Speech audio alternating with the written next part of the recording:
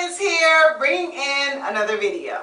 This video is dedicated to my folks who watched my I don't want a boyfriend video and wanted a little more clarification. Many people were dying to know, oh my gosh, TorahCents, how do you get a husband without a boyfriend? In this video, I will briefly outline how this is possible and how you go about doing it. Let's get right into it. Number 1, renew your mind. In order to even grasp the I don't want a boyfriend concept, you have to change your thinking. Romans 12:2 states, do not be conformed to this world, but continually be transformed by the renewing of your minds. This is the most important step of the whole process. If you don't renew your mind, you're not even going to comprehend anything I'm saying, nor will you be successful at this. After you guys watched my last video, some of you guys wrote in the comments, you're living in a fantasy world, you're going to be single forever, I bet she masturbates. Oh ye of little faith. That's because your mind has been conformed to this Western hemisphere. It is hard for you to comprehend any differently. Please take the time to understand what I'm saying is nothing new and that our concept of dating has only been around for less than a century. Please realize that the American culture is not the only answer nor the best answer. The rate of first marriage divorces is 50% in America. Great gosh! That's the highest divorce rate in the world. You go over to Japan, it's only 27%. And if you travel over to India, it's only 1.1%. If that isn't enough to renew your mind on this subject, I don't know what is. Number 2, know what you want ahead of time. You have no business seeking companionship if you don't know what you want in a companion first. You need to be able to articulate to yourself what you want in a husband before you call yourself scoping out potential candidates. Why? 3 reasons. 1, you'll need to know who needs to be filtered out of your potential husband pool ASAP. It's imperative to eliminate any unqualified man to prevent any breach of security. 2, you need to have a foundation to build on to keep you from compromising. Many times a woman will have a vague list in her head, but once she becomes infatuated, she forgets and settles because of her feelings. 3, you and that potential husband need to have an understanding from the get-go. This man needs to clearly understand that you don't roll with that boyfriend, girlfriend stuff, and why. To do this properly, you definitely need to have a written list of what you prefer in a man and some non-negotiables. And I'm not talking about some superficial list either. He needs to be 6'2", 240 pounds, brown skin, light brown, no, dark brown. He needs to drive a Benz or a Mercedes. Is that the same thing? I'm talking about a realistic list with some substance. For example, I prefer to have a man who likes technology, who has a good sense of fashion, and who likes to watch documentaries. Now what I'm not tolerating is a man who smokes, a man who hasn't dedicated himself to lifelong learning, and a man who doesn't know nor walk in the truth of the scriptures. Know what you want. It's for your own protection. Number 3. Scope his motive. Once you and a potential are involved in some way, shape, form, or fashion, you need to find out what his motive is so you can find out what mode you need to move into. Please try to understand why he does things rather than accepting what he does. Motive number 1, he just wants to be your friend. He has never communicated to you that he's like you more than a friend. He probably treats you like a younger sibling. Motive number 2, he wants to be your man, girl. He's probably hinted at you being his type, compliments you, even offers you gifts. He's probably beginning to schedule his time around yours. Or he just straight up told you, I want to be your man. This is the case. Now you should move into he want to get me, so I need to make sure I watch how I interact with him mode. Motive number 3, he just want to get in them draws. He badgers you about coming over late at night. He's extremely touchy-feely. He will try to woo you with excessive compliments. Or he may straight up tell you, When you gonna let me hit that, shawty? you know what time it is then, cuss out mode. I'm just playing. Number 4, avoid girlfriend behavior. Because you really need to get to know this person at the friendship level, you need to watch how you behave. I don't care how much you like him. Watch what you say. Don't go around calling your friends sweetie, baby, honey. Don't tell him all your business, your weaknesses, your vulnerabilities. Watch what you do. Don't allow him to lavish you with gifts. Don't allow him to pay for your meals when you guys go out. Don't kiss him, grope him, or perform any other romantic or sexual gestures. Watch what you believe. Stop expecting stuff from him. He don't belong to you. Kevin, why haven't you called me back? Be patient. Don't feel like you have to push your relationship. Please, please, please, don't start imagining a life together with your 2-story house, with your 2 cars, with your 2.5 kids. Avoiding girlfriend behavior will keep him in check and you in check. Number 5, don't compromise.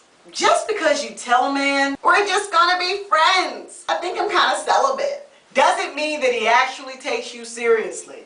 There are tons of men who don't believe you, know that some women are vulnerable, and are waiting for the perfect chance for you to slip up. I don't usually do this, but I'm really not that type of girl, but I never really act like this, but... If you say you don't accept men's phone call after 10, ignore his phone call coming in at 11. If you say you don't allow men to touch you in a certain type of way, then rebuke him as soon as he gets too close for comfort. And if you say, I don't want to have sex, then don't put yourself in situations that could easily lead to that. Articulate your morals, your values, your principles, and remain immovable. Is that a word? I think that's a word. The man you desire will respect them, and the man that doesn't will remove himself from your midst. Number 6, don't ignore the signs. Statistically, if you run through enough stop signs, you're gonna get hit. How serious that hit is? I don't know. But do I really want to find out? Many times when we involve ourselves with men that we like,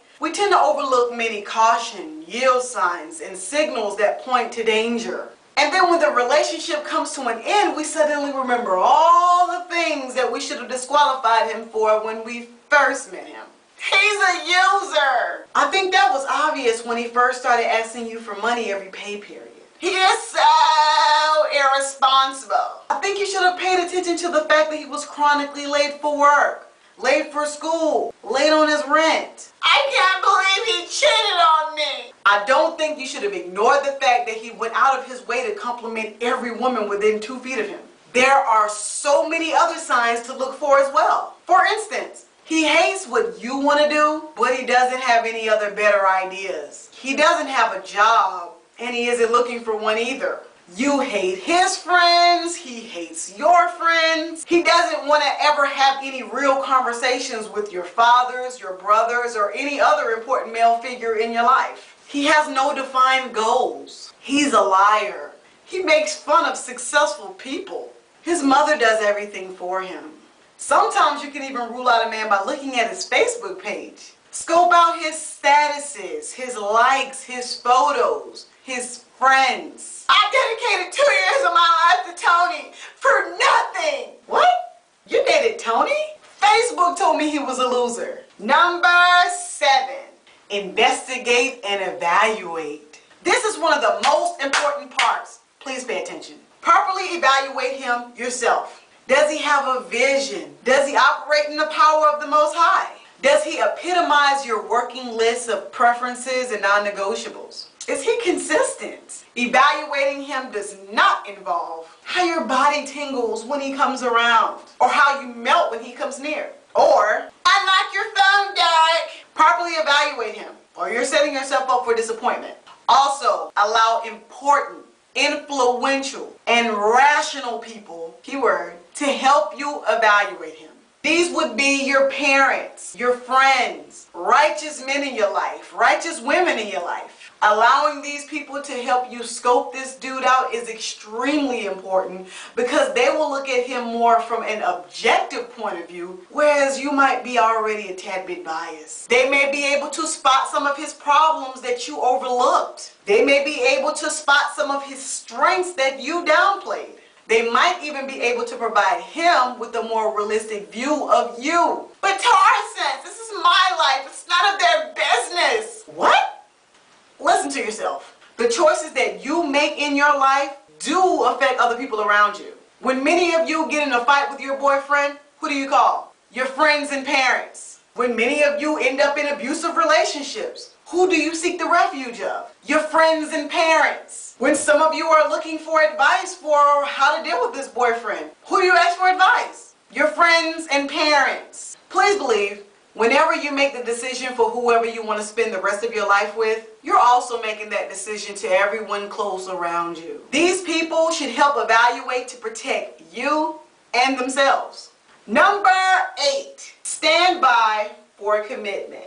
Please be aware that there are going to be many men who are not going to want to be involved with you if you embrace this concept. They want your submission, your allegiance, and your heart before any commitment. But that's okay. We don't want them anyway. If you're the woman that you're supposed to be and you're doing what you're supposed to be doing, you will notice that you are beginning to attract men who identify with your beliefs and who will offer you a proposal of marriage without being your boyfriend first. I myself know from firsthand experience. I've been approached by several men for marriage without being their girlfriend first, but there is one particular guy that I'm digging right now.